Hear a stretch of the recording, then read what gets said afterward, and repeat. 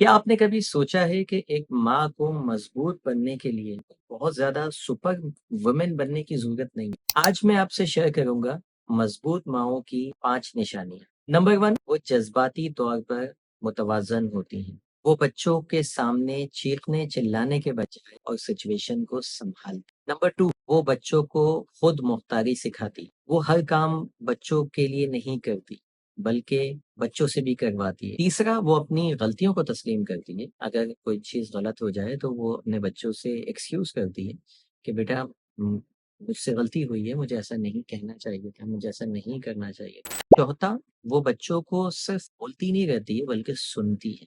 एक अच्छी और मजबूत माँ बच्चों के हर सवाल को विज़डम के साथ आंसर करती है, ना कि चिड़चिड़ाहट के साथ कि मुझे नहीं पता, जाओ अपने अब्बा से पूछ लो, जाओ फलाँ से पूछ लो, मुझे इसका जवाब नहीं आता। या बच्चे ने अगर दिन में 5-7 सवाल किए तो चिड़चिड़ाहट शुरू हो गई। 5वीं चीज़, एक जो मज़बूत माँ होती है ना, वो अपने लिए भी वक़्त निकालती है। वो सिर्फ़ दूसरों के लिए नहीं जीती है। अक्सर माएँ मुझे आके कहती हैं, अब तो हमारे बच्चे हो गए, अब हमारी ज़िंदगी क्या, अब तो हम इनके लिए जी रहे हैं, अब तो हम जो भी करते हैं इनके लिए करते हैं। नहीं, आपकी जितनी ज़िंदगी आपको अल्लाह ने दी है, वो आपकी भी है, वो सिर्फ़ बच्चों की नहीं।